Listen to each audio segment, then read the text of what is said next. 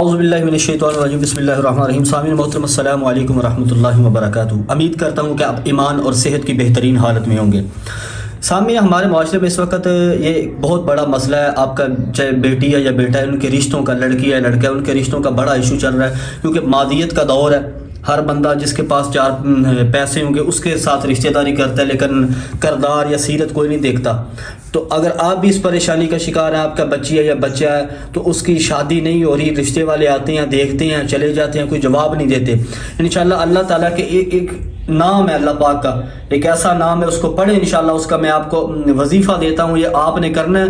تو انشاءاللہ اس عمل کی برکت سے، کیونکہ اللہ تعالیٰ کے اسموں میں، اللہ تعالیٰ کے ناموں میں ایک ایسی قوت اور عجیب تاثیر ہے کہ انشاءاللہ آپ یہ عمل کریں، آپ کا یہ کام انشاءاللہ 100% نہیں، 1000% نہیں، کروڑوں اربوں خربوں % انشاءاللہ آپ کا یہ کام ہوگا. ٹھیک ہے. اور میں جتنے وظائف لیتا ہوں انشاءاللہ الحمدللہ یہ مستند ہوتے ہیں، میں ایسے ادھر ادھر سے نہیں اٹھاتا. ٹھیک ہے. آپ نے کیا کرنا ہے کہ اللہ تعالیٰ کا ایک اسم مبارک ہے، یا حکیم. کیا اسم مبارک ہے؟ یا حکیم، یا حکیم. ٹھیک ہے.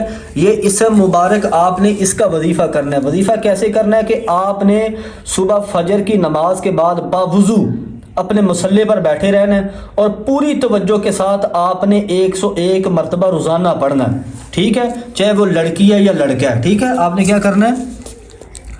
باوضو کرنا ہے.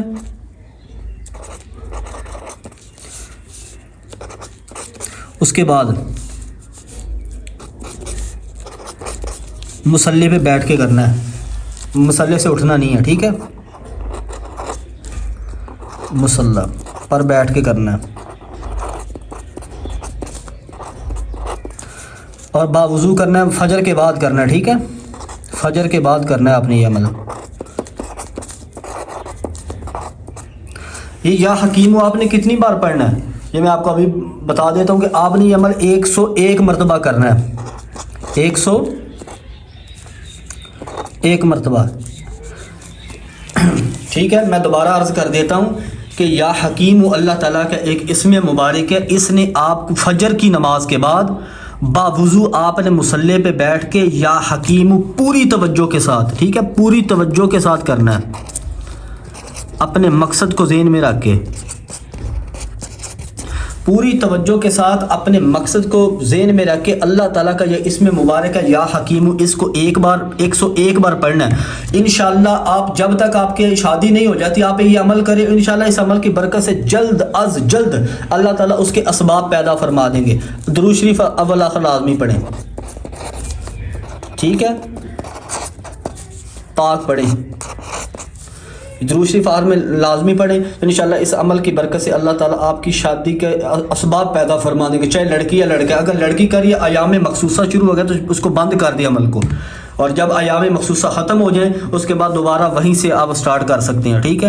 اللہ پاک آپ کو جزائے خیر دے. اور چینل پہ نئے ہیں تو چینل کو سبسکرائب کر دیں، ویڈیو کو لائک کر دیں اور کمنٹ کرنا نہ بھولیے گا. آپ کی دعاؤں کا طلبگار ہوں.